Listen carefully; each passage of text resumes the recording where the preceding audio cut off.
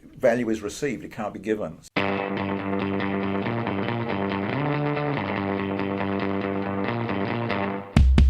Welcome back. I've got Patrick Boucousis with me again. G'day Patrick, how you doing? I'm good, John. Are you? I'm good, Patrick. Last time we had a great discussion about value. What is the meaning of value in a sales context? And a great discussion. Thank you for that. Yeah. But what I get all the time are salespeople saying, I don't know how to articulate the value. I don't know how to tell the customer what the value is and get them to buy into it. Do you see that as a problem? How do you actually do that? Yeah, it's interesting. You're right. A lot of sellers say that, but of course the irony is it's not really their job to do that. I'm with you on that one. They're not the artist here. The buyer is, and it's up to them to understand what the buyer's perception of value is and to take the buyer on that journey. So I guess the thing I say is, well, the buyers are typically sort of pretty invested in the problem.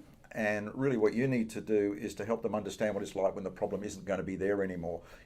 What is the future going to be like for the buyer, and help make that tangible for them. And then get the buyer to express what that would mean in terms of value and addressing their needs and so on and so forth, but expressing the value. Yeah, but interesting enough, often when asked, buyers don't really know how to answer it. You say, okay, well, what's it going to be like when all this works the way you would like it to?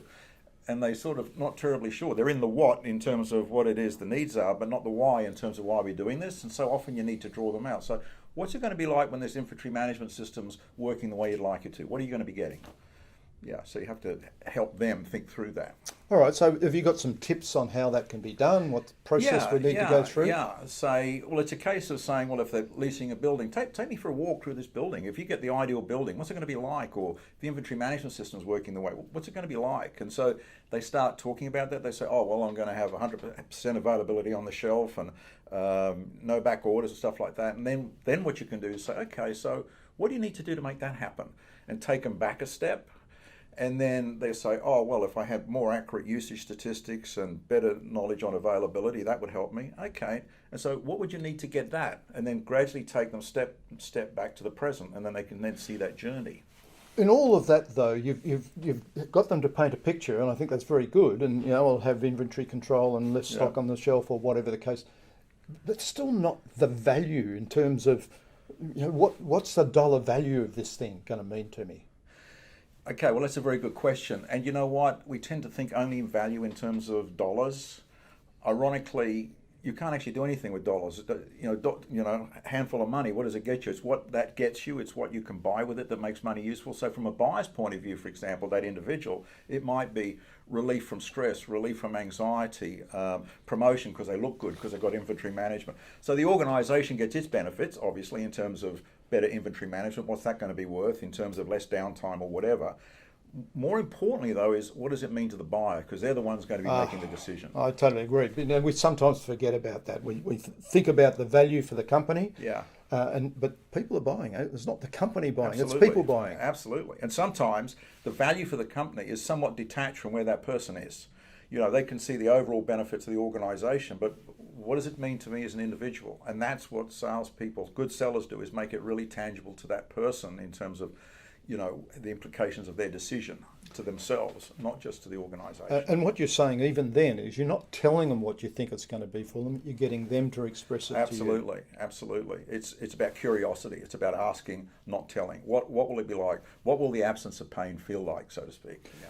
So let's go through a sales process. Discovery is all about asking questions, getting down deep and understanding the problem and really opening up the kimono. Yeah. And then you take them on a journey and thinking, again, asking, all of this is asking questions, right? Yeah. Not telling them anything. Yeah. Now we're getting them to express the value. It's still by us asking questions, not telling them. Yes. So I get salespeople all the time saying, I went in there and I showed them my value.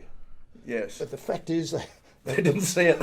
Probably the customers got glazed over eyes and he never really understood how the customer perceives the value. Absolutely. And that's the point. Your value is not my value. It's in the eye of the beholder. So the seller's painting this picture and the buyer doesn't get it. I mean, it's value is received. It can't be given. So it's my perception. It's my value. I'll be the judge of whether I'm getting it or not. Value is received, not given. Yes. Okay, that's a very, very wise statement from a sales point of view, isn't it? Yeah. Okay, let's summarise then. What I got out of this is we need to draw the customer out on value, and we need to do it in two areas.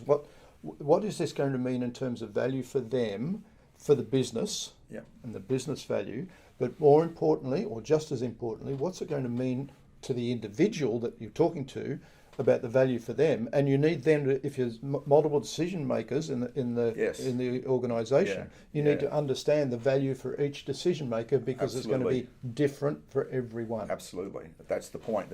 It might be a single solution from the enterprise's point of view, but for each individual, it's a different perception of value. Yeah. That's a great discussion. Yeah. I hope you got value out of that. It really is from the perception of the customer, and we need to get it from the business point of view and the individual's point of view, and make sure they express what the value is in whatever terms they want to express it. That's right. Thank you very much. Look forward to the next time we have a discussion. Thanks, John. It was good.